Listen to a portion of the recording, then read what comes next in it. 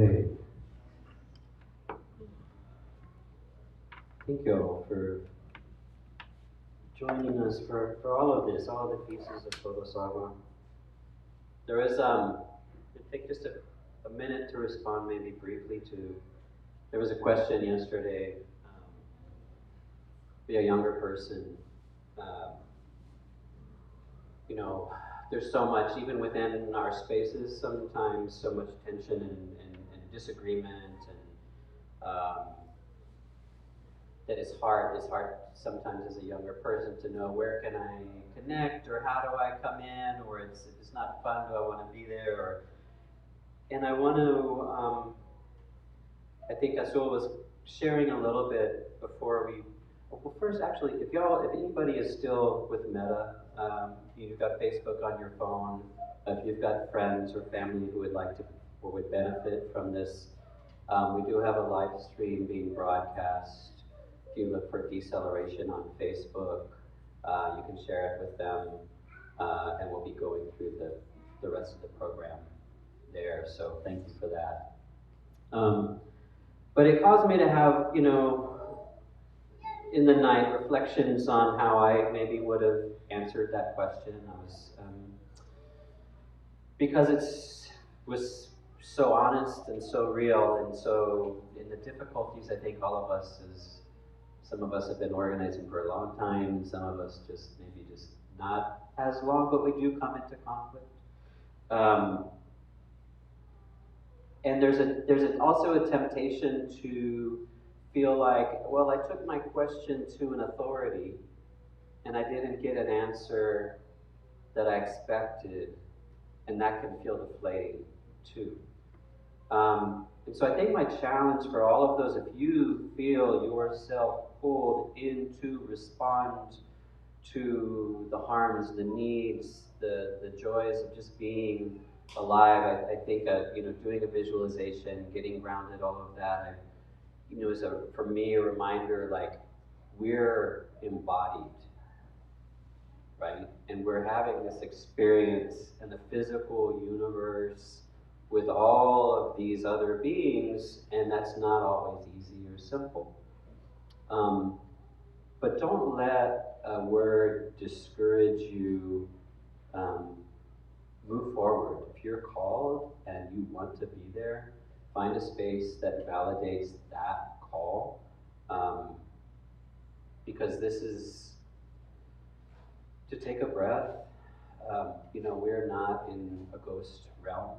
You know, this is living, and don't let that call. Don't be dissuaded. Take that. Be deep and spend time over here with the altar at the mandala. Go out, sit by the water. Allow yourself to be pulled in, and find people who are going to lift up and call you in. Just want to offer encouragement. I wanted to give encouragement, and I missed that opportunity last night. It also reminded me of one thing that I think is more scene setting. Last night I shared, for those of you who weren't here, 2 years ago, almost 2 years ago now, Deceleration went, we're based in San Antonio, but we went to the Black Hills. The Ochedi, Sakawen, the 7 council fires, Dakota peoples were hosting this amazing event. It was every 4 years since like 1970, there's been a global conservation forum, right? It's not like a UN thing, but it's, you know, you have leading science policy people from around the world getting together to talk about what's the state of the earth. And you can imagine what those conversations are like. What's disappearing? How are we saving it? How are we going, you know, there's a savior complex, there's lots of different things happening, but this was the first time it was hosted by a tribal authority.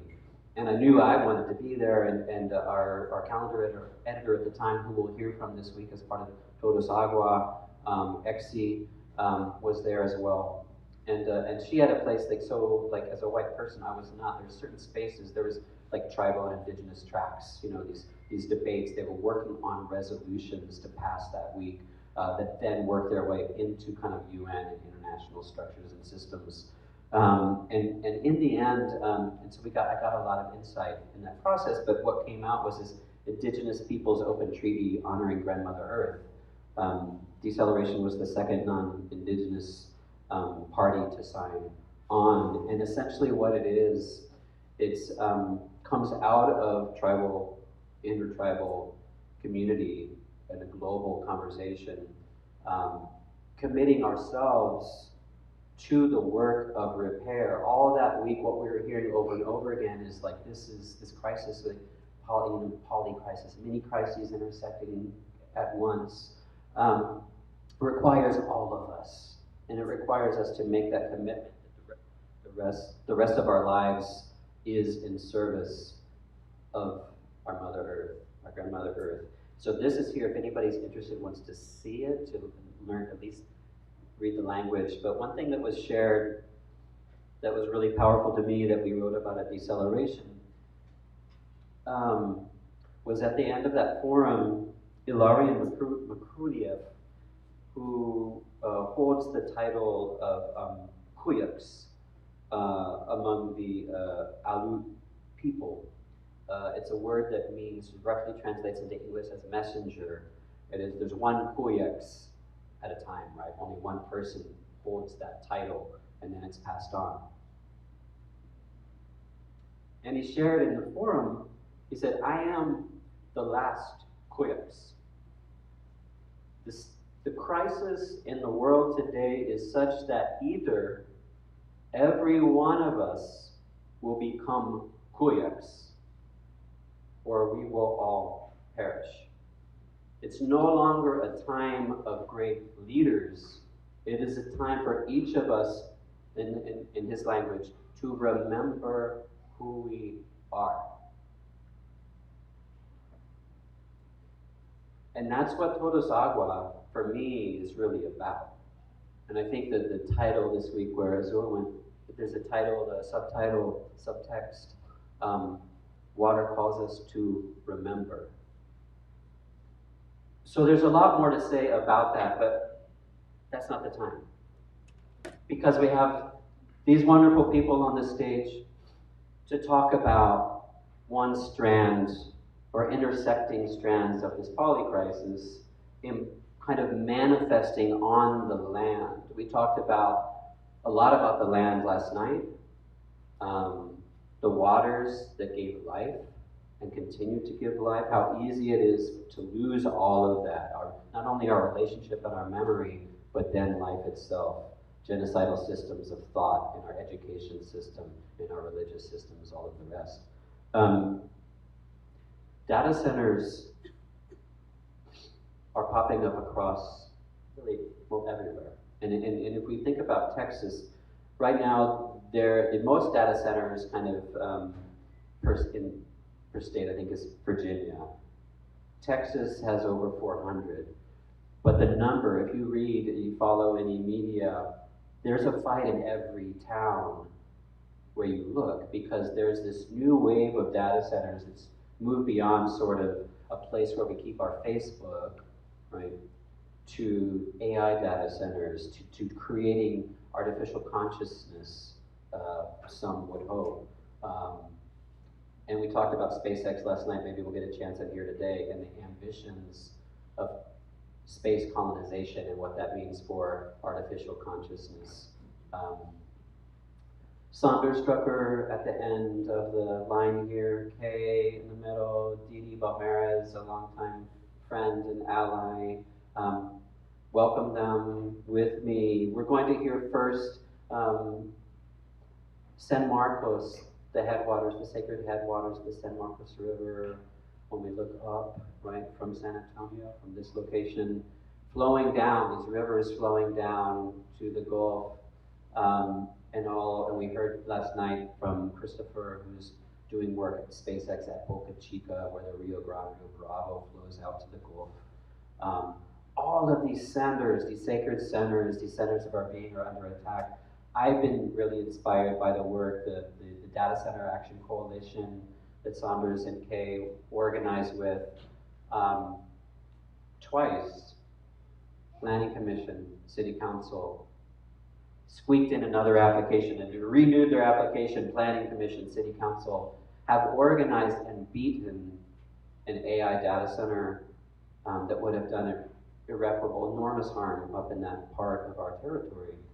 Dee is organizing here locally and has a lot of insight as an experienced climate and environmental organizer here. So I wanted maybe the first thing for folks to define, to explain what a data center is, what is new, this new emergence, and why it's taking over every kind of political development conversation when you look across the state.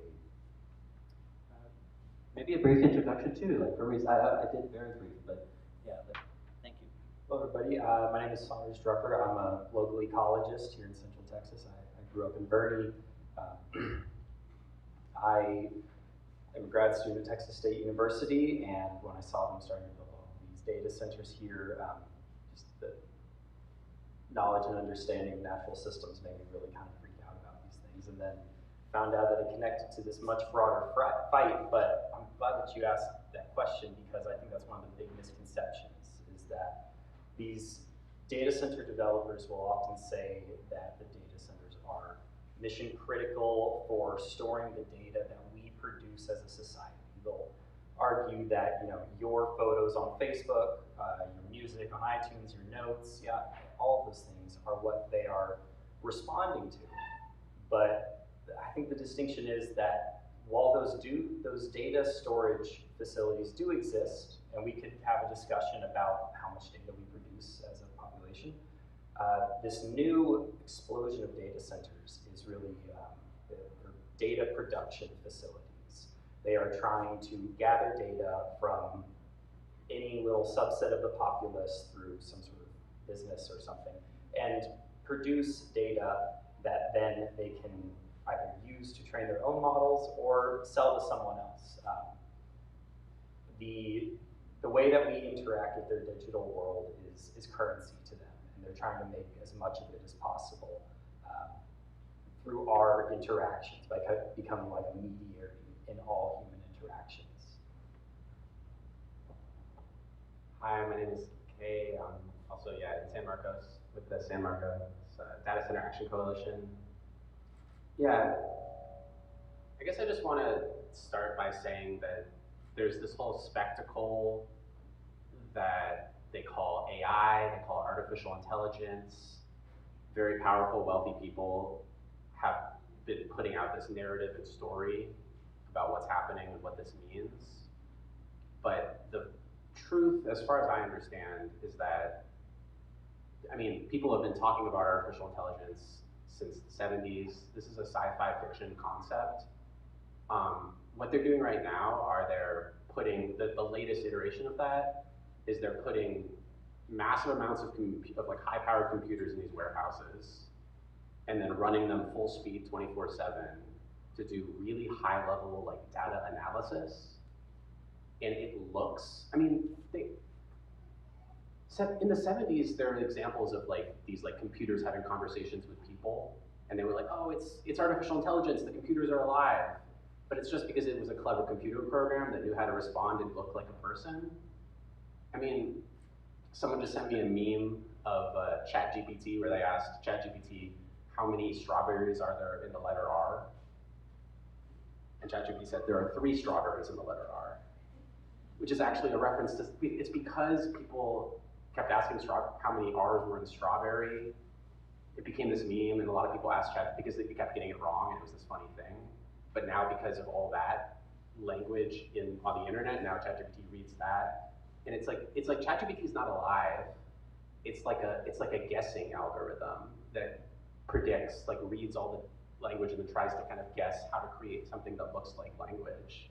It's all like illusion. It's all this like spectacle illusion. There's this whole like religious kind of idea. It's not like, it almost feels like religion, where people like Elon Musk and Sam Altman and Zuckerberg, they have this sort of like feverish idea that they're going to like create this like kind of godhead, like magical.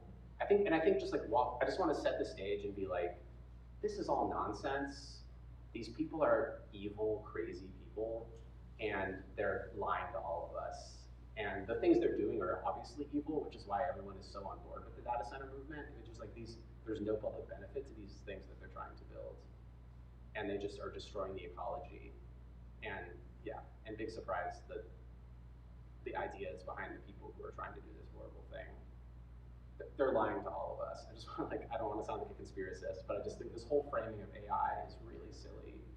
And I think we need to reject it as a culture and say, no, these are not super intelligent, magical robots. This is like surveillance technology used to analyze us, and yeah. I think also, if they were to create their super magical, hyper intelligent robot that did what they say that it would do, it would not do what they say it would do, and it would probably be very destructive for humanity. Like it would not have us in our best interest. They want to make it, they haven't, they're selling the lie, but it's the effects that AI is having on like human cognition and social interactions. They've shown that like the way that children develop when they interact with AI is just incredibly detrimental to the way that we think and understand and interact with the world. And it will not have the benefit that it does not have the benefit that they promise, and even if they made their best version of it, it would still just really harm humanity. There's no way that it would be helpful. There's no way that it creates So cool. That's a great point. I want to end up in this space because there's some thoughts, especially when you brought up Elon. Dee Dee, do you want to introduce yourself quickly in the work that you're doing here locally? Sure. My name is Dee Dee Belmontes. I'm a clean energy advocate with a nonprofit called Public Citizen, and also a member of Climate Justice San Antonio Coalition, which we've been doing work around ending fossil fuels for our power at CPS Energy and amongst other things. So glad to be here. Thank you. Yeah. Let's so yeah, and there's a thing about what the data centers collectively would be like the end game, right? What they're for, right? Who they serve. But I want to let's start with water, because that's the one that roots us, kind of like connects us back to the topic here, and then I want to gradually move out to into other areas such as power, such as social, impacts, labor, and the rest. But if you want to, let me start with you, Saunders. Yeah, Tell us maybe about the one that you all have been fighting. yeah, so there are several data centers trying to come to San Marcos, as with everywhere. There was a specific one that was known as Highlander 1, run by a developer named John Mayberry, and it was going to host a data center by a company called Cyrus 1. We pushed them back for a year. We had several interactions with the developer, organized information sessions, and whenever the developer would come forward, like, the community was very vocally anti-data center. At no point was anybody asking for it. We ended up, I would say we beat them in August, but technically they failed to be approved by the city. So they immediately came back. There's a question as whether or not they were legally allowed to do that. Voted them down again, and this time beat them a little bit more solidly. They might come back to the area. But this data center and the other ones around it are going to just use insane amounts of water. They argue that some of them, the new ones, are better than the old ones. They'll use like greenwashing technology like closed loop or immersion cooling. And the water that they then don't use on site, they end up using more in the power generation somewhere else. And all of the local organizations or like municipal organizations and regulatory bodies, they act like water is like an economy, like it's money. Like, oh, we don't have any here, cool, we'll just pipe in some from somewhere else. That's fine. We've even encountered like city officials saying, like, oh, that's not our water jurisdiction. It's 200 feet that way, so they're not taking from the same water source. We don't need to consider this, even though it's all piping from the same water source. About how much water are we talking about? So the Mayberry Series 1 data center, which is on the small side of modern AI data centers, which is actually still like tens or hundreds of times larger than these older data centers in terms of power generation, 375 megawatts. We estimate, based on the numbers that are out there, for water use for power generation, which is where most of this water is being used, that it would use about 7 million gallons a day, which approaches, I mean, it's not, I think it's like not quite the residential water use of San Marcos, but approaches that. And that's one of the smaller ones, and there's a cluster of 4 right there being proposed. And yeah, they say that it's 75,000. So I mean, for those who don't know, this term greenwashing that Saunders mentioned, I think is a really important one for us to keep in mind as the data center movement continues, because they're going to keep developing this strategy. Greenwashing means presenting something that is like environmentally destructive, kind of coming up with language that makes it sound environmentally friendly or sustainable. It's like a narrative tool. Yeah, and sorry to go off about AI to start this, but it's just because I'm really just like thinking a lot about narrative these days, because I think like a lot of this is a question of narrative and a question of story and a question of like what we can imagine happening. And so we need to kind of understand the story they're telling in order to tell our own story. But the story they're telling is we're going to use up all the groundwater in Texas with data centers. This is their plan. The city of San Marcos is already planning on doing potable water reuse because the groundwater is going to run out, according to them. This is what's going to happen because this is how the market works. This is the future. Yeah. I mean, and it sounds incredible to say, factor of 7 times the local, the nearest city for one, constellation of computers that are running, but and that they're essentially taking all the water. But if you look at Corpus, I'm going to just know who's following Corpus Christi right now. What's going on with the water? So they are forecasted by some of these planners, and some are somewhat like I would call whistleblowers, right? Who are saying within a year there will not be water for the city of Corpus Christi. That has been, it's not that the water doesn't exist, there is a heavy drought, but that they have continued to put the needs of industry first. And they do such a thing as they charge industry a certain kind of like a fee to save money so that sometime in the future they'll create more water. Our regional water provider is about to spend $160,000, they're considering spending $160,000 to reserve water come from Corpus Christi for an as yet unbuilt desalination plant. Yeah. And not buying the water, just reserving their place in line. Didi volunteered to come in, I would say just a few days ago, as kind of like a local wait for, well, what is the local response? Because I think I had a conversation up gradient, I don't know if it's up gradient, maybe down gradient, but Round Rock, how are we going down or up? Okay. Up the road, up I-35.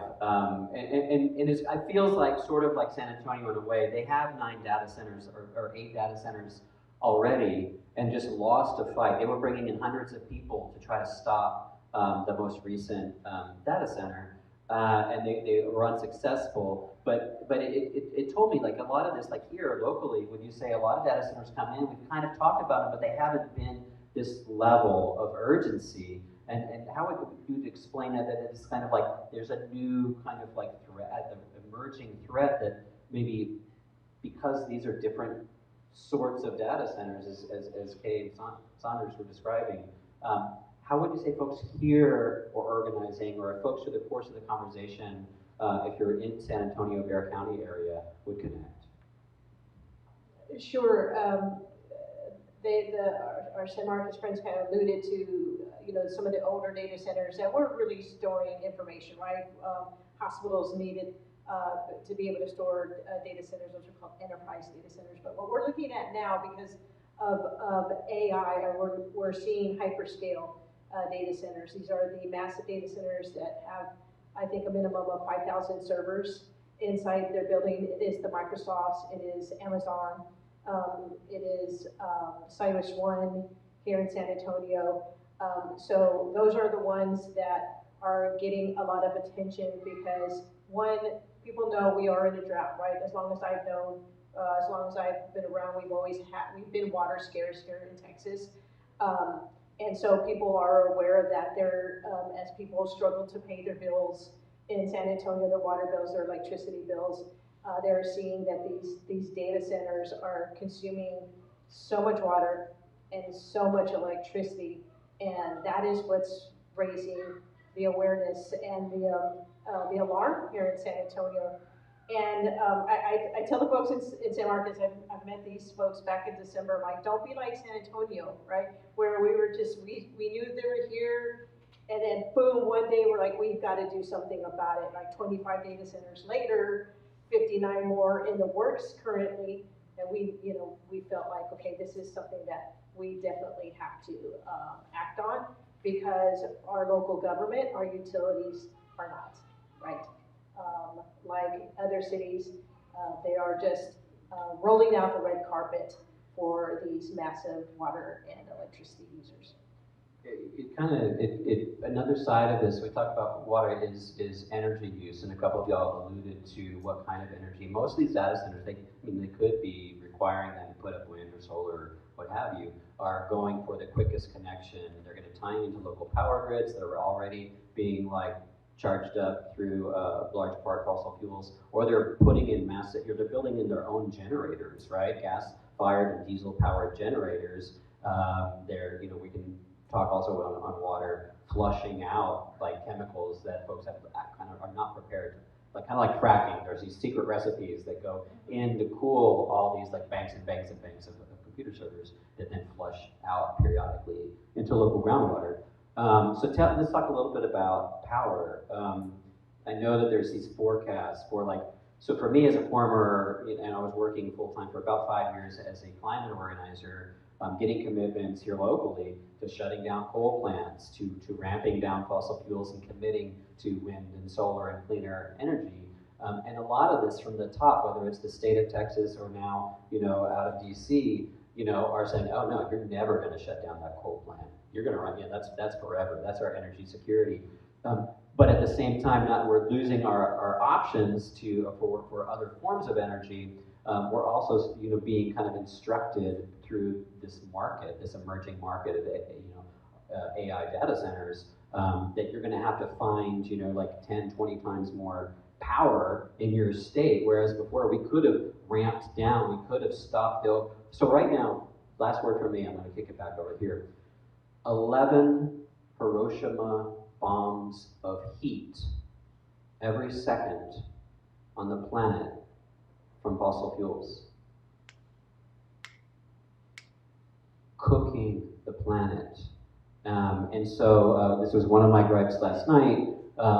Remember, when you see the weather forecaster and they talk about, oh, it's a La Nina or El Nino, high weather pressure system, this and that, it's the goddamn power plants and our fossil fuels, it's industry killing us.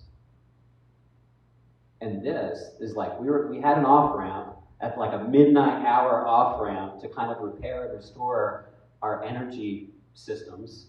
And here, where are we now? Let's talk about power regeneration. I just want to say, I've done not like y'all too, but I've done some work within, in this sort of environmental climate world. And I do want to say, it's like, it sometimes feels hard to like grasp what to focus on, right? It's just because it's just so much is happening. I think something about the data centers is actually like a relief, because it's just so concentrated, so cartoonishly evil. And they're good at storytelling, but also like, it's just so clear. Like the small data center that we just defeated would have used 5 times the power of the city of San Marcos. And that's a small, it's ridiculous. And then, there's like 100 new gas-fired power plants proposed to be built in Texas. Like what are they doing? And then, sorry. That's it is. But also, did you want to speak to power, or also just like the rejection, because we're seeing new political formations that is also, I think, is important for the conversation. Yeah, they're using all of this insane power, and because of it, they're talking about sort of expanding the grid in a bunch of different ways, or kind of like maneuvering around their so-called power demands. Like the data centers that we faced, they would constantly say like, oh, we're going to like priority reserve and use only like renewable energy, only solar and wind. And that sounds really cool. You're going to run your whole building with solar and wind. But the way that the Texas Energy works is then that energy is going to them rather than powering like our homes or these lights. People are no longer using that energy. And so then we have to make up for that dip in energy somewhere else by burning a couple more tons of coal. Or what they're talking about now with some of these data centers is, I forget the actual term, the small localized nuclear reactors. And that's been another big push from the federal government is they have signed a presidential declaration, decree, whatever it is these days, to build 6 new like large-scale nuclear factories across the U.S. by July 4th this year.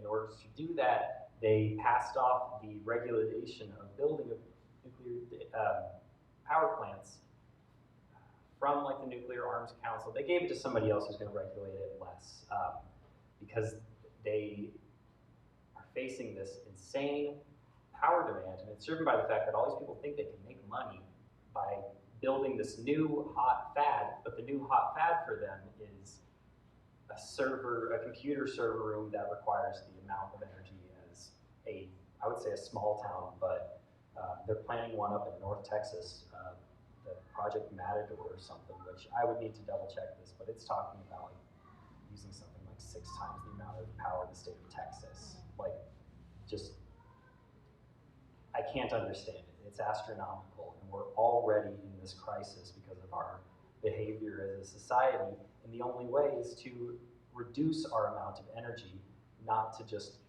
come up with new ways to endlessly make it, you know? I mean, also, like, 3/4 of, I was just learning from nuclear, like 3/4 of nuclear uranium mining in the United States comes from the Pinyon Plain mine on Navajo territory in northern so-called Arizona, then goes up in, like, it's all being milled up in Ute territory. Like, nuclear is inextricable from just, like, the active genocide. And massive water usage as Of well. indigenous people. Like, it's just actively people are being poisoned, and like this is, we don't need to be producing more energy in order to fund. This is not a good idea. How, Dee Dee, how when you speak in community, you bring up this topic. How is it different than when you used to bring up, the coal plant or the gas plant or the diesel systems? How do people hear it? What's the political meaning of a data center, do you think? Well, I have to say, I felt a little encouraged there for a while. We're shutting down the Spruce coal plant. Was the last coal plant built in the United States.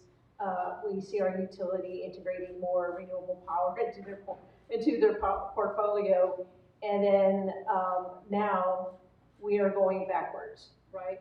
And I think this is especially true for the people who live primarily around these data centers, which are concentrated in District 6 on the northwest side of San Antonio. They understand the light pollution, they hear the noise, the whoa coming from them, but what they're not hearing, what they're not getting from either local officials or utilities or anybody, is that these data centers are powered by, they have backup diesel generation. If you live in District 6, there's one being built called Vantage that will have 65 diesel generators on site for backup generation and a gas plant. And I think there's roughly 120,000 residents that live within a couple of miles of this data center. There's going to be another one that's coming up, another Vantage data center, but I'll put data centers in their power perspective here in San Antonio. There's 59, we have currently, there's difference in numbers because like Amazon is not entirely forthright when they don't share where they're at, they don't share their location. So there's roughly 25 to 30, like the Amazons and the Microsofts, the Army, the City of San Antonio has their own, but there's 59 currently in process right now, in different various stages, and that's 26 gigawatts. 26 gigawatts is enough to power like 3 Houstons, right? More than the population of San Antonio, more than the population of Houston. And this is in this third poorest city in the nation, where over 10% of utility customers cannot pay their electricity bill. And the city of San Antonio and CPS Energy is basically saying, how can we get them more power? SAWS is saying, how do we get these data centers more recycled water? And there are people that are struggling to pay their water bills, that get their water disconnected, and that's it. When we talk about Todos Agua, todos merecemos agua, right? Todos merecemos agua.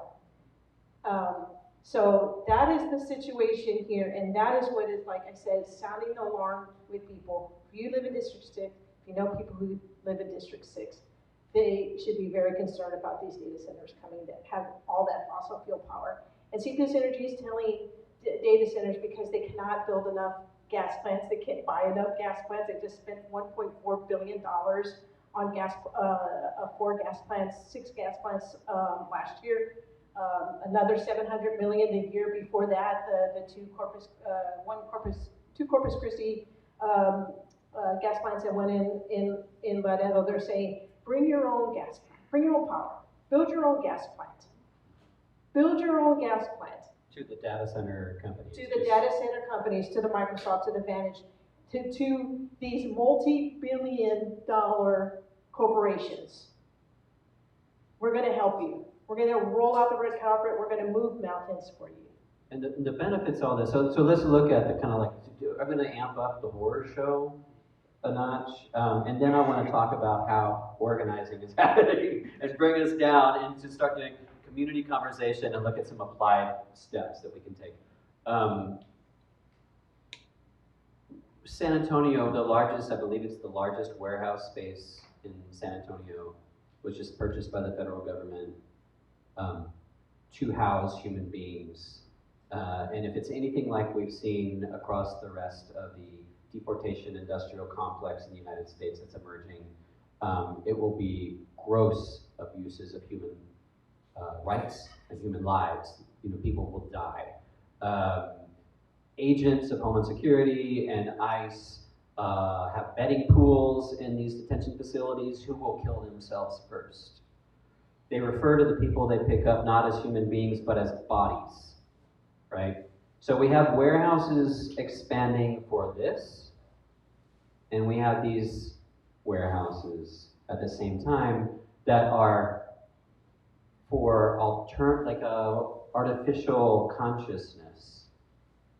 Elon Musk is a subscriber of the philosophy called long-termism, which it's complicated. It sounds smart to say, and it almost sounds like a riff on this idea of the 7 generations, right? We need to think about the greatest good for the greatest, going forward, multiple, these generations in the future. Except what they allow under long-termism is silicon-based life. They want to upload consciousness. I mean, this is part of like the science fiction side of what all this is supposed to do. And so then here's the thing, that the philosophical question that folks like Elon are asking, if we need to do all we can to secure human happiness, and there's this silicon-based life, this consciousness that emerges through the creation of AI, right? Then we need to make sure these distant futures, silicon-based life forms have all that they need. Therefore, maybe a few billion deaths on Earth don't matter so much. That is the twisted one last night would say, kind of like a genocidal thinking that's taking place. That's what these billionaires are working for. SpaceX just merged with xAI. It's over $1 trillion company valued right now. Their ambition is, we could go deep down that road, but I want to reel us into solution setting, like the horror show. Like we all walked in here fully exposed to the horrors of this regime and everything that preceded it that got us to this moment. So I don't want to idle on that stop sign too long. No cop, no stop. Let's take it back over here to talk about how folks, because I go out, this doesn't work, and there's like 300 people packing City Hall. and they're out on the lawn and they're cooking for each other. And there's, I think you described we had a podcast this week at Deceleration. You know, the homeschool team is like got food out, a picnic. I mean, that's the kind of solidarity that we need to see across not just Texas and our communities, but across the world, frankly. So let's talk a little bit about what you stepped into when you said, yeah, what's going on with this data center? I think the nice thing about the data center fight that makes it unlike any of the other things that are going on is that most people, regardless of background, seem to be against these data centers. They seem to understand that some part of this is wrong. I've talked to people who I probably disagree with them on every other possible thing, but they're like, oh, I don't like data center, I don't want this in my town either. So as far as organizing and pushing back against them, I think people are kind of angry at the world right now, and these data centers are such a clear and obvious and kind of like frivolous, stupid evil that people would seem very motivated to go against them. You know, you're gonna build this big computer building like upstream of my house that's gonna use all of my water and make my utility rates and my property go up and obliterate sectors of like the labor force that will never come back. Well, and then can that land cannot be restored except through insane, expensive effort? You know, like they build a McDonald's, if that goes out of business and it falls apart, like that gets reclaimed by nature in 50 years. But a data center with all this computer stuff, like that takes time to heal. And I think everybody across all spectrums can say, hey, there's something wrong with this. So organizing in San Marcos was really just getting people information. You know, everybody's hearing about these data centers. They don't know what it is, and they're getting misinformation from other people. Part of what they're doing with these data centers and AI is massive misinformation campaigns. They're trying to obscure truth, so that way we can't push back against them. So as far as organizing in any specific spot, the first step is getting to know what's happening. What are these data centers? You can spend months figuring out exactly how much power and how much water each individual center is using. I'll tell you now, we've done that for years. It's too much. Whatever number that is, I don't care what their specific number is. It does not benefit humanity at all. You have no right to our water. You can't do this to our community. If you want it, you have to prove a benefit in these data centers.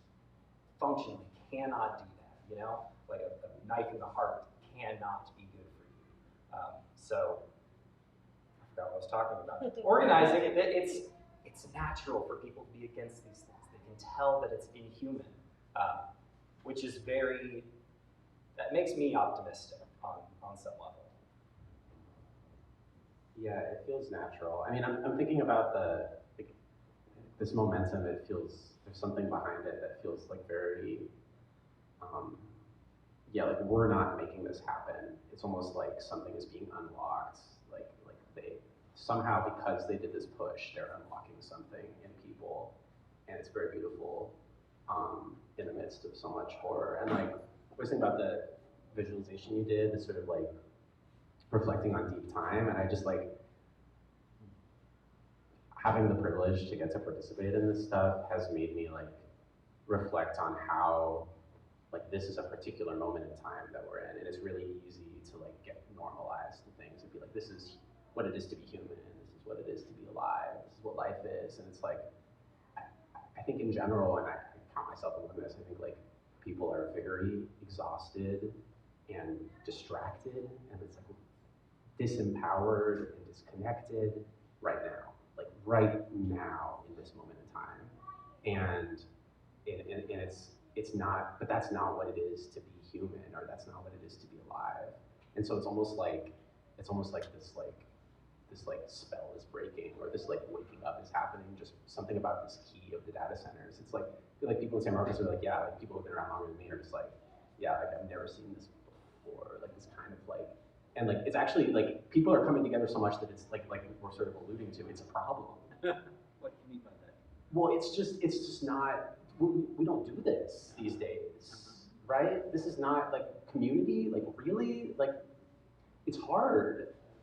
It's very hard to come together and to be with people, especially people that are like, of this moment where we're so like taught to be, you know, like, not good at all It coming sounds together. like, so trained mediation is going to be like part of like where we move as more people continue to come together. We're all just, you know, it's, I think like, sure, but I think like actually we all, we have been getting trained and we have been trying to draw on support. And I think one of the tips that I'll just share here, that I want to pass along is like, it's not an expert skill.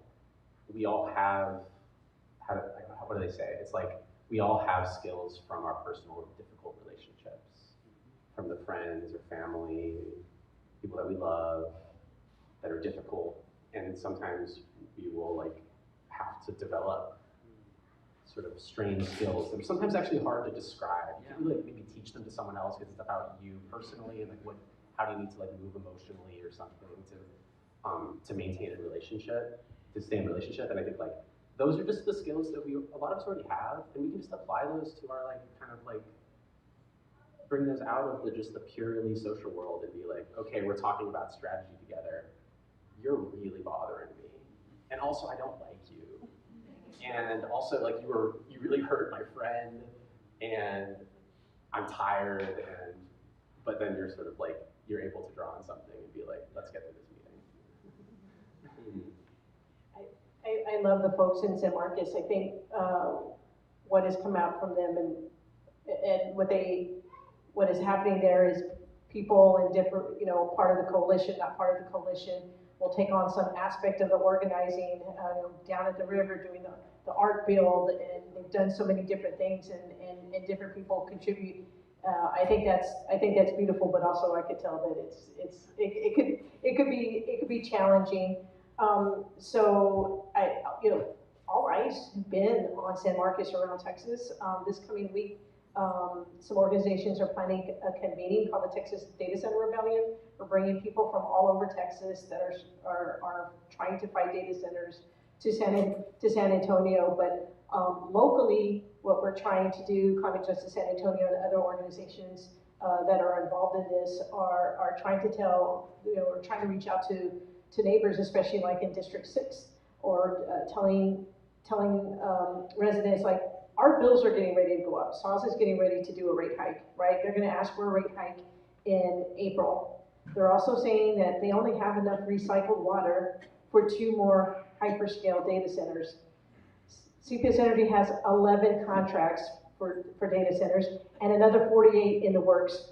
Where are we gonna get that water, right? So they're going to have to, they don't have an expansion of the recycled water system in this budget. But one of the things that came up in a city council meeting that was very alarming to residents is that if the data centers cannot get the water that they need, the recycled water that SAWS can provide, they'll just go to Edwards Aquifer, right? So they'll be competing with the city of San Antonio for water, buy the water from the Edwards Aquifer, bring it back to the utility, bring it back to the municipality, so that they can have the water that they want. It's not about a need. Let's get rid of that of our vocabulary. It's not about need, it's about what they want. And that's gonna cause rates to go up, right? CPS Energy can, and that is something that is angering customers. CPS Energy does not have enough power for these data centers, so they're telling them bring your own power, or they might be buying more gas plants, building more gas plants, and that falls on us as ratepayers. And that should anger every ratepayer that's going to happen, but what should be more of an organizing rally for residents is nobody on city council, not the mayor, no, they're not worried. They're not angered. Nobody flinched when SAW said in a meeting, well, data centers can go to the Edwards Aquifer and buy water, don't compete with us. Nobody said, hey, let's hit the pause button. Let's ask for a moratorium, and moratoriums are not popular in Texas right now. They're not passing, right? But still, can you make an effort to just say, can we put a pause? And that's why it's going to take, all of us talking to your council person saying, I don't need them. I don't want them, right? We don't need them. We don't want them, especially in parts of San Antonio where people don't even have electricity. They don't have running water. They don't have access to the internet. They don't have the tools to even get on the internet. I think that's resonating with people in San Antonio. I want to move into questions and dialogue, but quickly, I think there's a cap here that I'd like to place. You talked about elected leadership they're not worried, they're not concerned. They can become concerned, clearly, right? And I think we have an example or some recent, like a case study sitting here, right, where, and I've heard this, so I'm not a data center expert either, right? I've just begun in these last few months to call and reach out to folks who are doing this work. I'm most interested in hearing from organizers and those who have become organizers because they saw what was happening in their own community.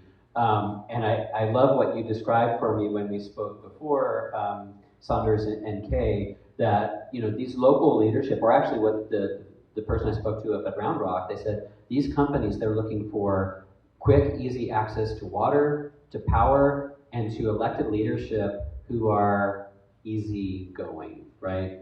That aren't going to ask questions.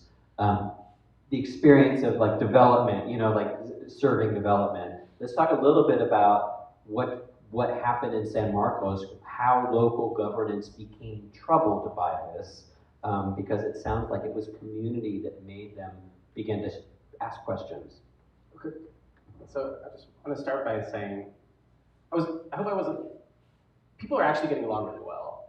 I was being dramatic to tell that, but like to make that point, but like actually like it hasn't really been a problem. It's more like something we're sort of like anticipating because we're like, oh, it's getting bigger and bigger. Yeah. This is going to start to get weird. Well, I love what you said, especially. I hope people can hold on to this. That we all have this experience of navigating a difficult relationship, and people are wanting to draw on that because I do think we're more removed from one another, perhaps in hundreds of years, right, in our relations with one another. So to have the comfort and to know that you know how to deal with complicated relationships, we've been there, we've all had that. So thank you for that. Go. Yeah, and like fighting to sort of like protect the water in your community is a magic that kind of also makes things feel easier, and we're sort of like all in this beautiful thing together. I love fighting these things. And at least from like the civic angle with the elected officials, when I came into this last year, I had no civic experience at all. I'm a biologist by trade. In the past like 5 years, I've spent like over 200 nights solo camping, middle of nowhere. People like that, it's not my thing, and so I've had to get into this. And I think what I've noticed that with some of these small municipalities or regulation boards is that so many of them, their response to development they've just been a rubber stamp factory for so long that even like new people who come in there to the board, like they don't even know how to say no a lot of these times. They aren't aware of their power, and then they are in the position for long enough that they just begin enforcing the system that they were brought into. So I feel like part of San Marcos, and at least our recent win, was kind of like empowering our local officials, like hey, y'all can say no to this and it'll be okay. We will stand with you. We are all committed to fighting these data centers. It'd be great to have y'all on our side. And I think people talking to them repeatedly and eventually just giving them the confidence to say no, because I don't want to give them too much credit, but at least small local officials are facing an incredible amount of pressure from the state government and the federal government to build these data centers, to incentivize these data centers. Dee, you talked about people not being angry enough about raising prices of things. 2025, state of Texas, we gave over $1 billion in subsidies and tax abatements to the construction and maintenance of data centers. It was our most expensive state subsidy program. It's the most expensive state subsidy program in any state. So the people who are taking forever on the highway construction, say we don't have money for schools and food and stuff, they're giving this to the most expensive companies on earth. And so it was scary for those local officials to say no to that, but bringing out the whole community, the homeschool moms, the art, people, the students from all walks of life, I think Data Center Action Coalition did a good job of calling San Marcos's bluff and saying, y'all want to bring data centers here? You want to make San Marcos a data center town? Okay, that's all we're going to talk about. That's all we're going to do. Every flyer you see for an event around San Marcos has something about say no to AI, say no to data centers. If you went and looked on like the city's Facebook profile, random city posts would have hundreds of comments that are like, hey, don't build the data center. People were, it was all anybody talked about, and so I think that gave our local officials both like, made them a little bit nervous, like, okay, like, I don't want to say no to all these people. I now feel brave enough to say no to this one person. So, yeah, mobilizing any way possible. Can we go ahead and bring up the house lights and bring up the microphone? I'm going to step down and check again. If anybody, you've got folks who want to be here, that want to be tuned in, and if you're on Facebook, deceleration on Facebook, that's the live stream right now. You can share that with them. I hope it's still on. If it's still on, do you want to ask if questions from there? Like, yeah, I can do that. I'll check. Let's take a minute, stretch, take a breath, get a drink, and then we'll continue the dialogue. I'll just take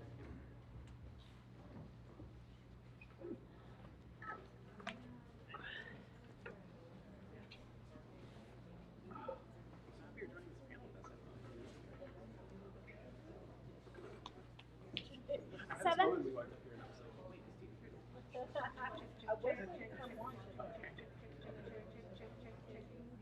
Checking the mic, checking 7, perfect. Is it? Y'all are amazing. If this is not, how can this go a little bit farther? Yeah. Just for the... You tell me. That's great, thank you. I'm going to get myself.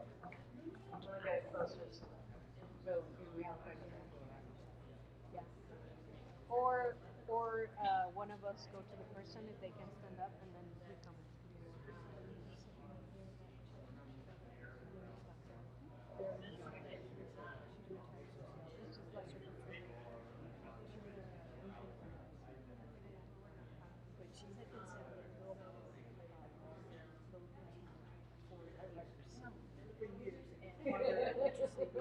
Here we are. Here we are. Do y'all need a drink or? I have my water, thank you. Friday and Saturday. This coming Friday and Saturday. Working. Sure, I'm gonna give you my phone number. Registration's closed, but if you want to come, we can squeeze you in probably.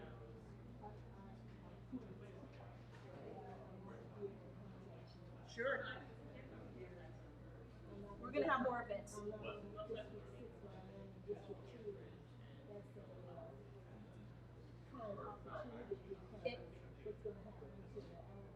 It is going to be great. Let me tell you, Lori, it's an opportunity because if the zoning change for data centers goes from commercial to industrial, the south and east side have the largest contribution of land zone is that. So I'm going to give you my number and my email address. You can contact me.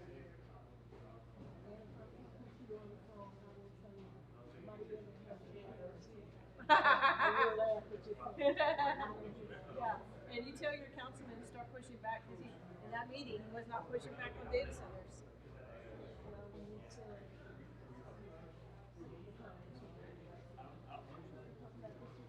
I was really talking about District 9, 10, and 9, 10, and 3. So, but no single district pushed back.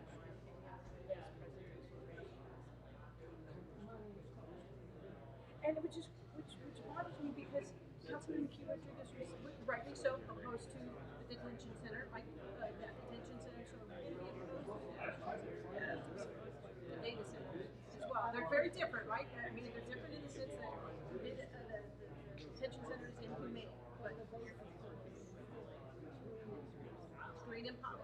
and y'all don't benefit from it. Y'all don't benefit from these data centers. You have one the size of 5 Walmarts in Trinity Park, and maybe 10, 12 more Whole Foods. It's not like, and they're not locals, they're British. We need to get some substantiation. It's good to meet you, Maria.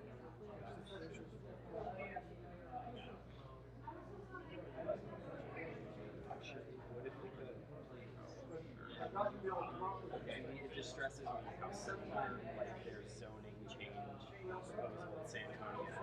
It's basically the same one in San Marcos, where it's like, oh cool, they I don't know, like fast tracked them through industrial areas, and now yeah, it all goes on the sides of town and stuff. And that's really Are they all within city limits? They are, but there's a good number just like right.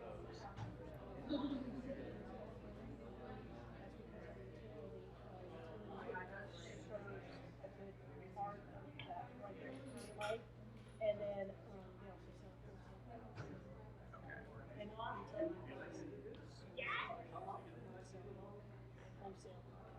Last year was 400 million in wholesale revenue, especially with the gas prices they want. Did you hear Wilson County crew came through our thing on last Sunday? No, really awesome. Stop there. Check. I got stopped just a couple of times over here. It seems like folks have thoughts and questions, contributions. We have a dedicated mic. If it's hard to get to the mic, we can bring something to you or bring the question forward. Yeah, come on Yes. up and thank you. Anyone who's ready with questions, we're ready for your questions, we're ready for your comments.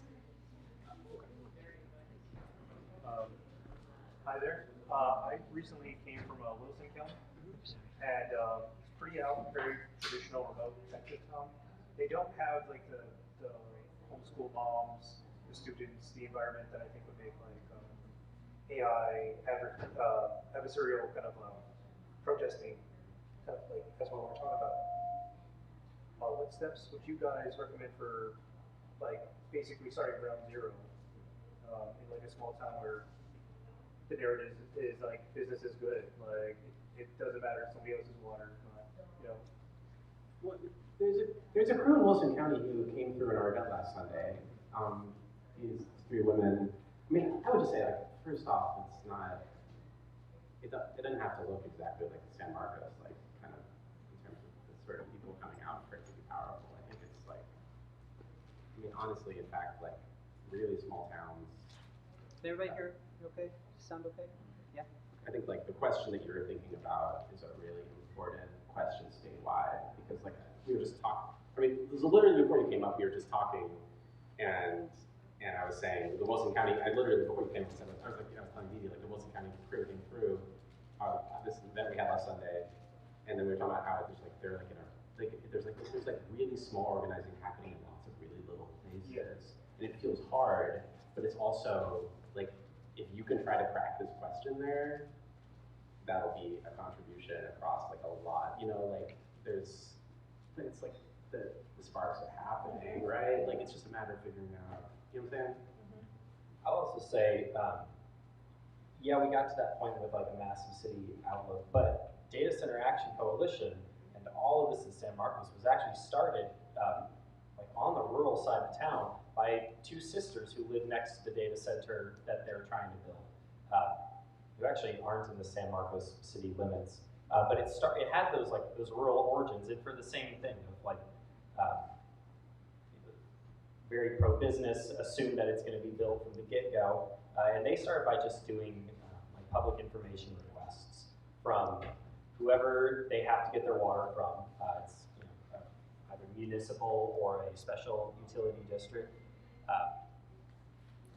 That's definitely like the first step for anywhere, is figuring out like what you can about them, what you can about the developers. Because the nice thing about those little rural fights that we're finding is that the same people who are trying to build out there are trying to build where we are. And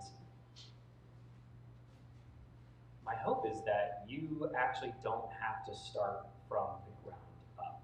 It's becoming pretty obvious that it's really dumb to try and fight every data center individually, because they're all owned by the same like 5 parent companies, and they're all doing the same thing, and we are stronger together. So my answer is, hopefully we can skip that step and we can get Williams County or Wilson County going, like, hit the ground running. Also, like, yeah, take our pamphlet, hit us up, and like we can collab and just like make that into something you can use there. And like, sorry, it's just such a good question, so we're just keep going on it. But what was the thing to say? Oh,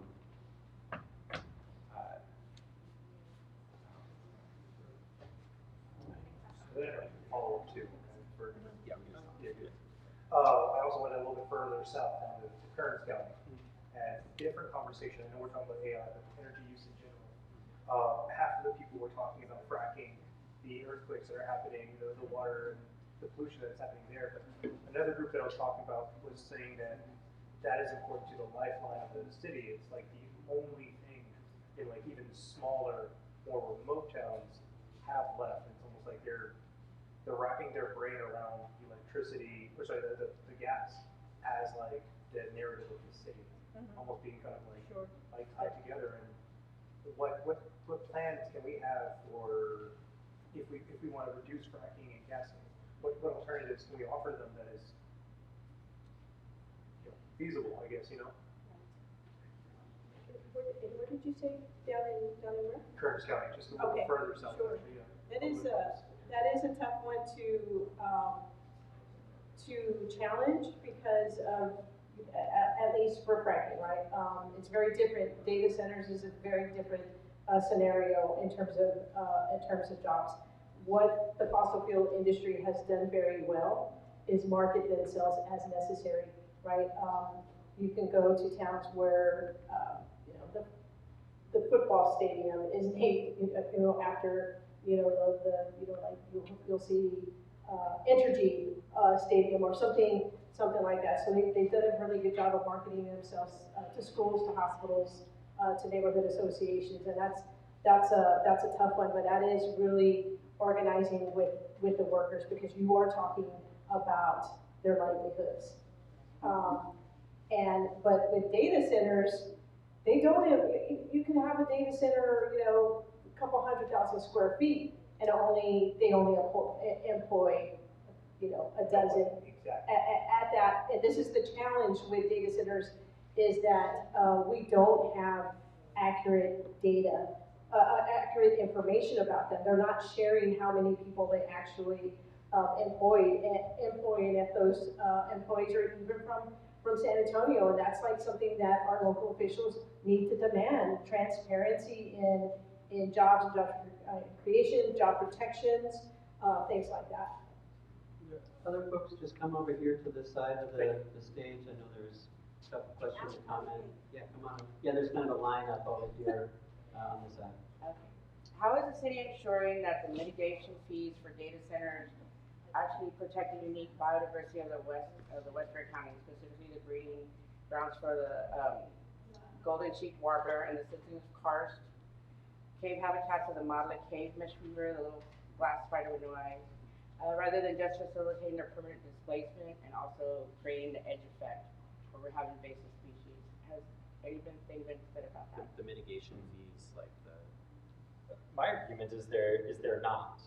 Just about all these city governments, they're on their like back heels, and a lot of times their mitigation strategies are like, we'll destroy this area and then build a park somewhere else. They do that. In San Marcos, they try it all the time by we'll destroy like the land of some poor folks over here, and then go build a park for the rich people on the west side of town. So how are they mitigating it? I can't say specifically in San Marcos. How do we bring that up to keep them from, so they recognize it? One of the things I would say is we need to get some sort of legislation that puts it on these companies to like monitor these things well and instigate higher fines if any of them were built. But unfortunately, our mechanisms for holding these businesses accountable are really pathetic. And a lot of times they've already factored in things like fines for destruction into their business programs already. They, a $25,000 fine for destroying an area of habitat they weren't supposed to. It's sad to see the animals and the Jasper juniper being just taken away, and yet the environment's going to hell in a handbasket, literally. I mean, I don't understand why it's federally recognized that those animals are disappearing. Why is it not stopped? Oh, they're just exempting. You go along the border wall, all federal laws are waived on the border wall. They're waiving federal laws for endangered protected species in the Gulf of Mexico for further development. And they'll do the same to the Edwards Aquifer. The only reason that development has been crimped in terms of pumping from our groundwater is because folks sued to protect endangered species. As soon as they waive the endangered protections for the species that are in this water, it's gone. And that is our real wealth, our community, our relationships, and that water. So thank you. They catch a lot of us off guard because, in the back of our minds, we're not thinking about that little tiny glass see-through spider with no eyes that's in the cave. I mean, thank you for that question. There's a couple more behind. First of all, I would like to thank y'all for having a real conversation. This is what it sounds like. I went to South by Southwest, and I feel like I was trying, I was trying to see the real passion in their eyes and the real want to make changes. So one of the topics, and I don't know if this is something y'all would like to speak on, but biotech. So I would kind of correspond the movement of transhumanism with artificial intelligence. I don't necessarily know if it's science fiction or if it's real. So what is y'all's view on transhumanism and biotech? That's funny. Before you came up, we were just having like a conversation about like how much to lean into the things that are essentially starting to sound like absolute conspiracy theory. What I can say about transhumanism is that a lot of these really rich people like Elon Musk and Peter Thiel and Larry Ellison, who have the money that they're pumping into these data centers, are very interested in transhumanism. And whether or not it's like actually a thing that's possible or not, I think is out of the question, but I think it's pretty guaranteed that they are going to try to do so.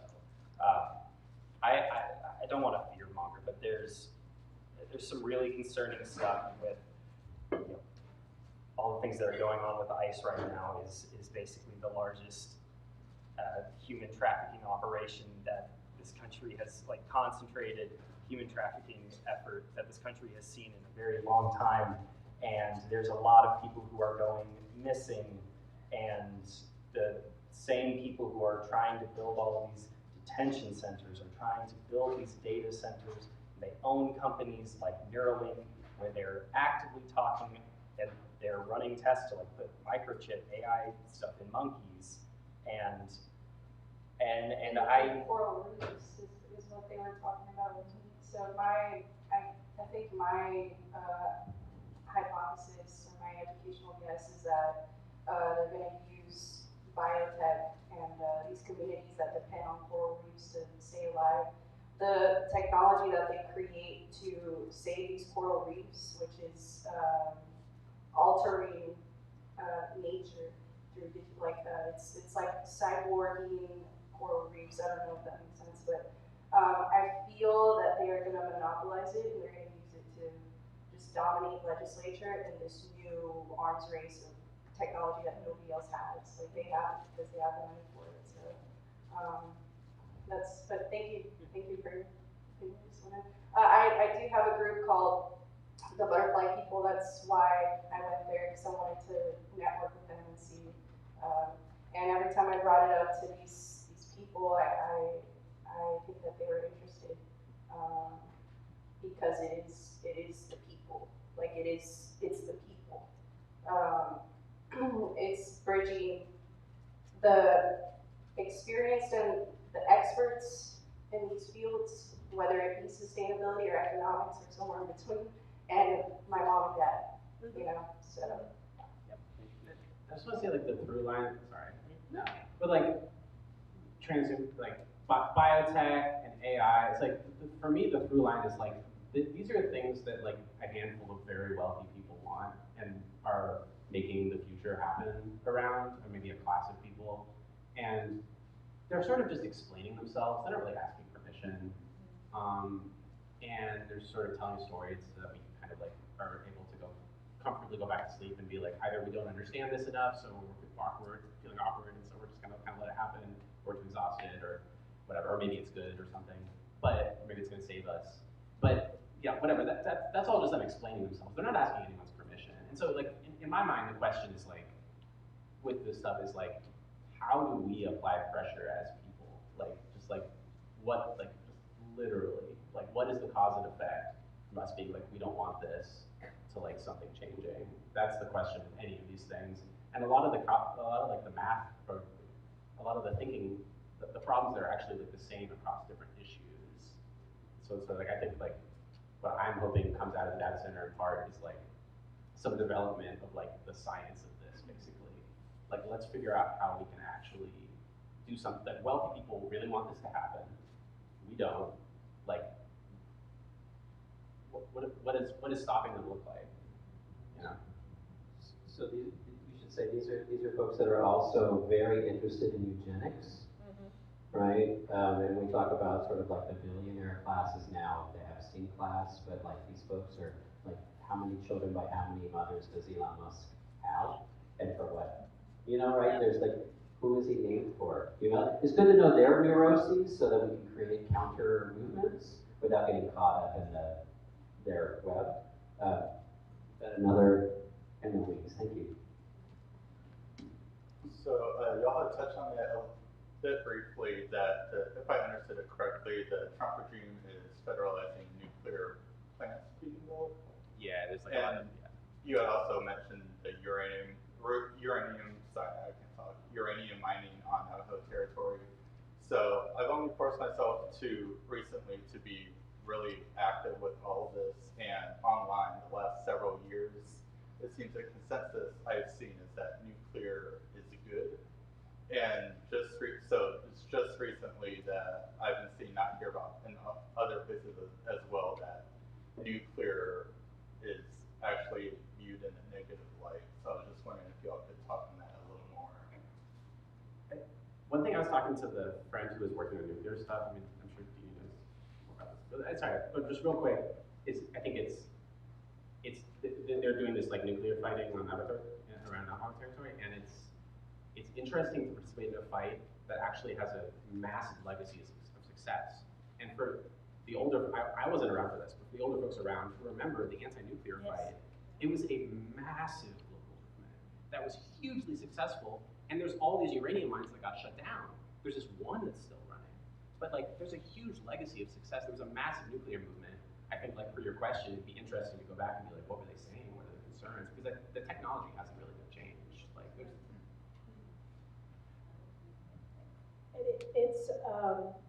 It's obscene that these multi-billion corporations will need federal subsidies in order to bring, because the SMR technology is very expensive, right? And they want the subsidies in order to put a nuclear reactor, by the data center. But I always have to bring the story local, right? Councilwoman Misty Spears, she said in a council meeting she loves nuclear. Loves nuclear. That's like one of her favorite words. Energy and nuclear are her favorite. So if you're in her district, you know somebody in her district, ask her, where are they going to put the waste, Misty, from a nuclear reactor? In your district? Absolutely not. Where does that go? It's always in poor neighborhoods, right?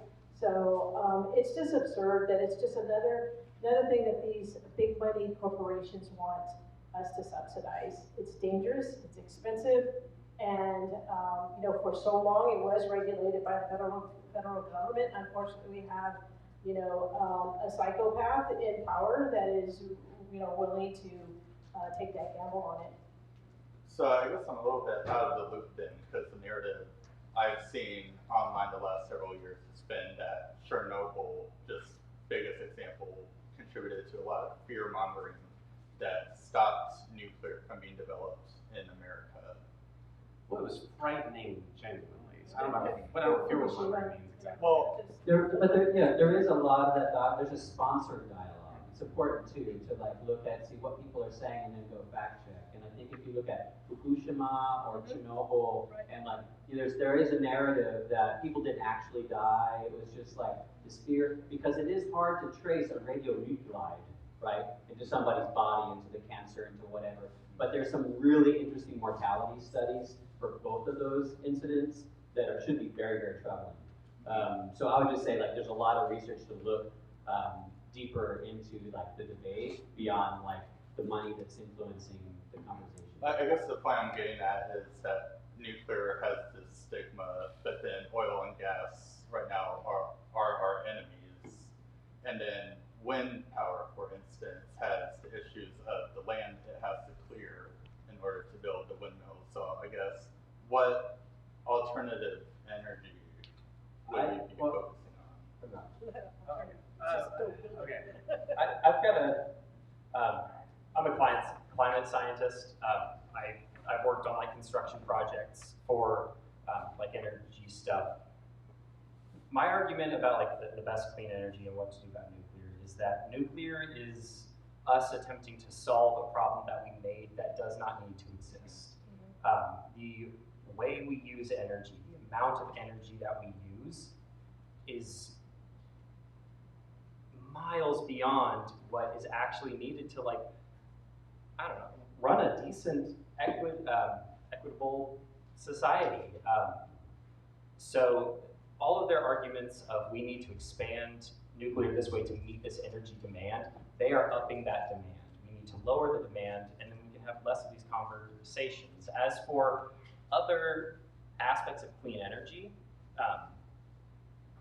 got a lot of its problems. The materials that are used in these batteries are extracted in an awful way. But I also argue that a lot of that clean energy is done poorly because we choose to do it poorly.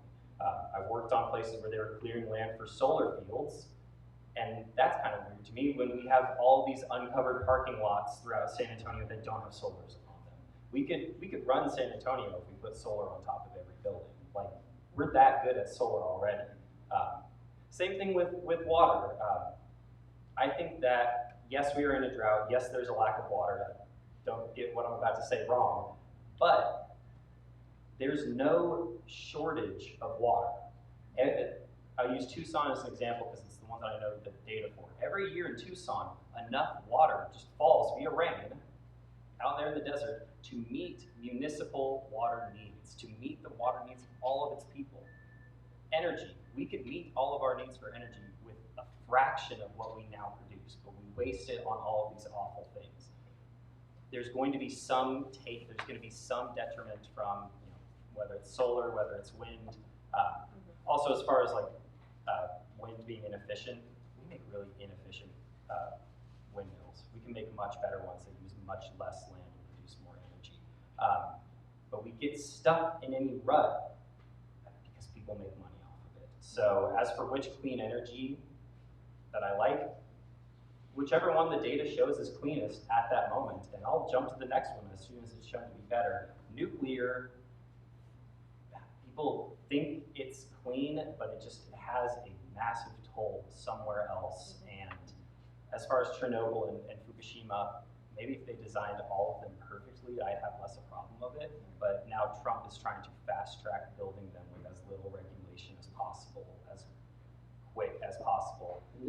I just want to, there's two people in line, we're winding up on time, so I do want to bring them forward.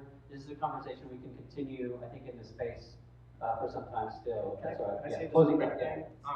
Okay, first of all, I think waste, I think a major problem with nuclear, just to give you the cliff notes, and you can do your own research on the historical movement, but my sense is there's no way to dispose of the waste, it leaks into the waterways, there's no safe amount of radiation. That's just like a horrible, curse to place upon some untold number of generations in the future. But I also want to say, rational questions. Sorry, you can come up. I'll shut up. But rational lines of logic can seem rational, but if they're founded on something that doesn't make sense, then it's all just kind of like fairy dust. And like, I think this question of which alternative energy is the right one sounds rational, but actually when it's founded on the market as a sort of logic, it just doesn't make any sense. It's just all nonsense to me. And I think like part of us coming awake is we're gonna have to start talking about the economy. What are we talking about exactly here? You know? It's kind of funny you brought up eugenics, but I wanted to ask about if you've seen anything specific about the eugenics ideologies around the AI and the data centers and the Sam Altman type people and water access, and I think about specifically Brownsville, about how that's like sort of the hub, and it just so happens, coincidentally, not at all intentionally, happens to be in an incredibly racialized area of the United States. But overall, how that sort of eugenics arm of this beast is affecting people's access to water, if you know anything specific.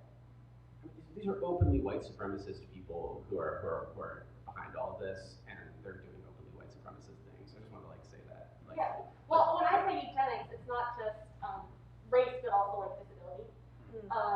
And when I think about eugenics and AI, my immediate jump is, what do we value as intelligence? What is considered intelligent? Who is considered intelligence? Who has control over what is considered knowledge, important knowledge that access to makes one intelligent? So yes, race, but also disability and just general, like, who is a good person worthy of caring for and who is not a good person worthy of caring for in that sort of eugenics sphere. I think as with like any technology in any system, it will reflect the values of who makes it. Sam Altman is a Nazi, and even if you try and coddle him or like funnel through something business, it's going to end up having those values. And I think that people like that, they look at the world as like expendable in some places and non-expendable in others. And all of them, they talk about wanting to create a perfect society, wanting to create something that like functions beautifully and perfectly.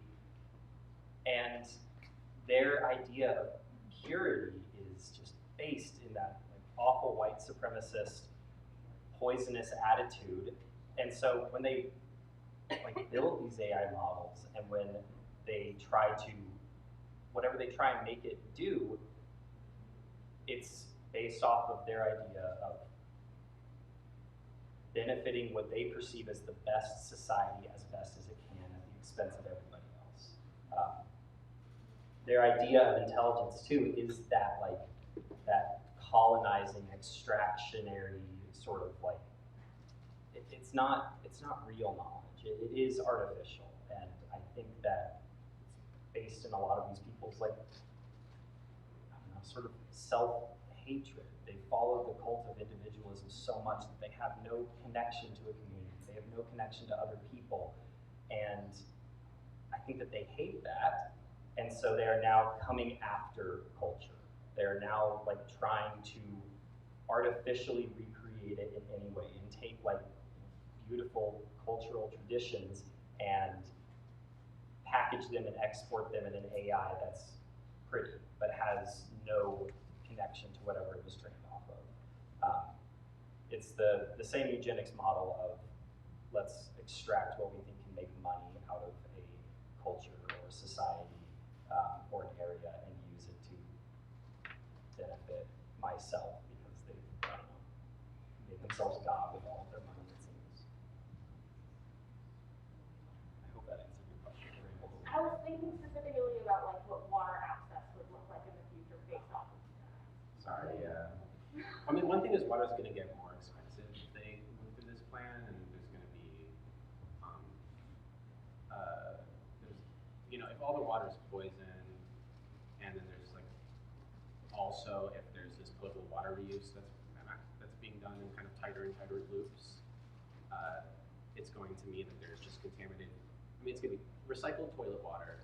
It's going to be filtered consistently through again and again.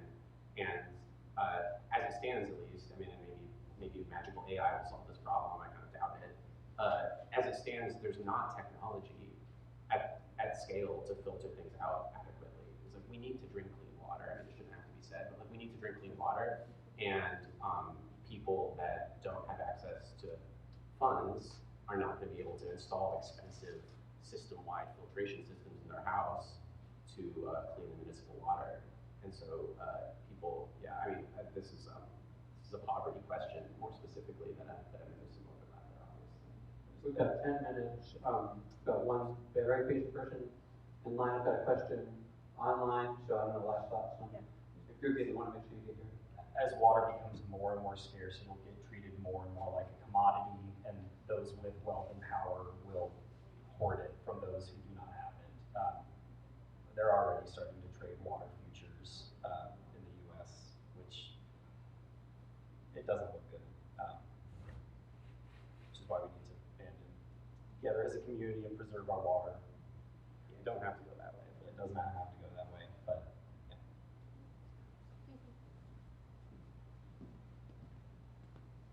To the panel, just all the questions are fascinating, but I want to kind of simplify a little bit and go back to your comments earlier about District 6, which kind of got my wheels running because I'm not necessarily a resident of San Antonio, I live in Bear County, but I live right by Data Streaming Center, which is probably the biggest one in the city. It seems that way. Where do you live? Can I ask? 604 Military Drive. Okay, yes, we're the And Microsoft. for a couple of years, we were like, what is that?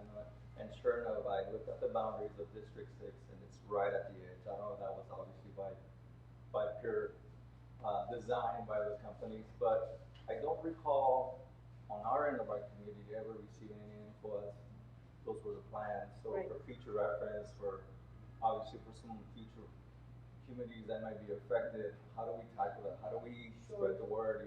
Because I feel like we were sideswiped. Knowing now all the downfall and all the the effects that these can bring to the community, like we should have been notified.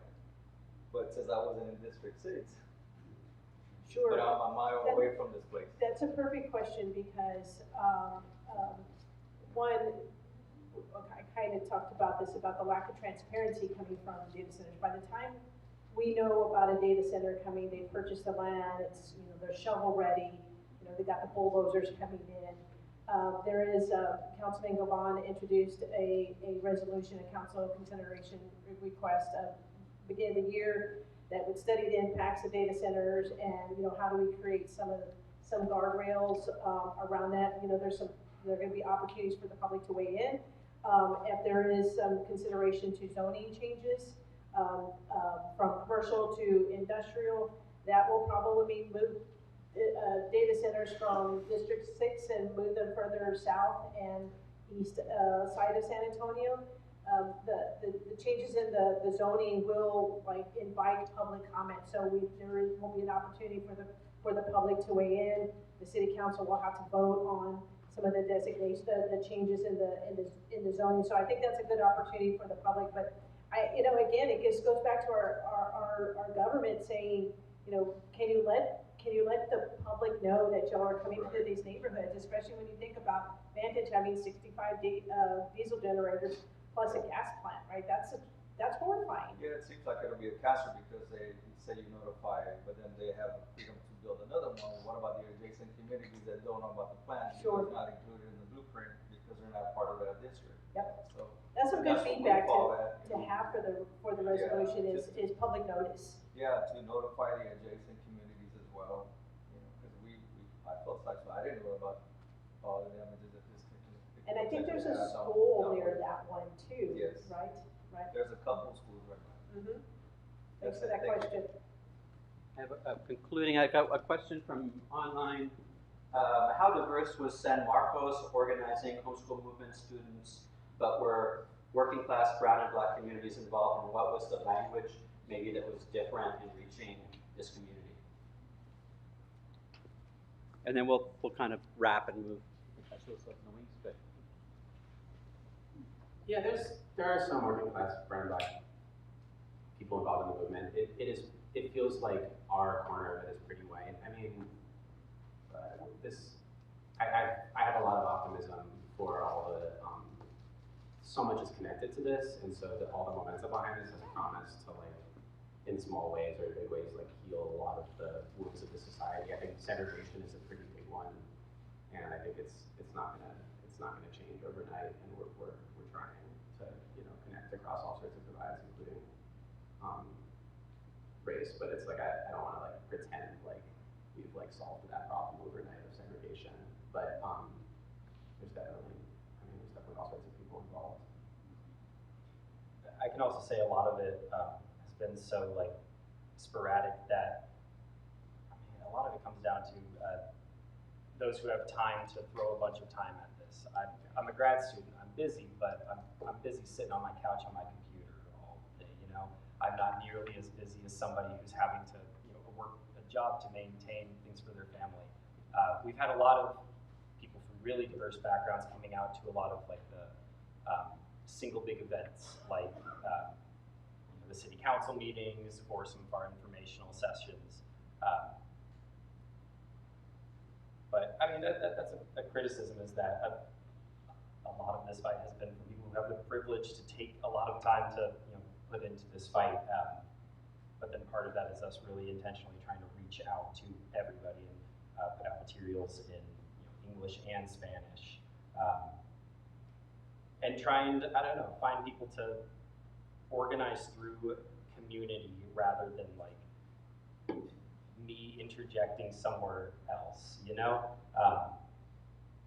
The fight really got off the ground when we started telling people, like, hey, here's some materials, whoever you know, however you connect with people, bring them in that way, you know? We're not going to tell you how to do it. We will provide you with materials. Send them to us if you need to send them to us for something. But how can we just get any community talking about stopping these data centers, you know? It doesn't need to be a new fight, just people need to be talking about it. And these meetings are, I mean, the planning meetings are night meetings, the council meetings night meetings? Mm-hmm. So San Antonio are day meetings. So Right. from a class level, who can participate is different in these two cities. I just want to add that, but can we invite Azul back in? And thank you all. I mean, can we offer the panelists? Thank you all so much for being here. I need to move all my stuff. Yeah?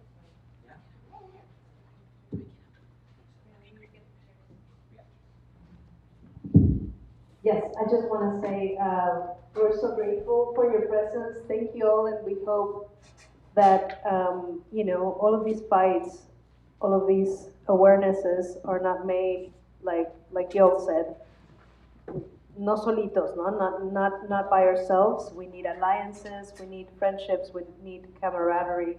So thank you all. We appreciate you all. We appreciate you, Didi. We appreciate you, Greg. Thank you so much.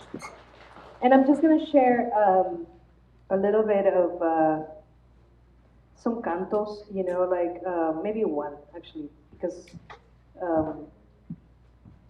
just to close and to go back to that space where we started.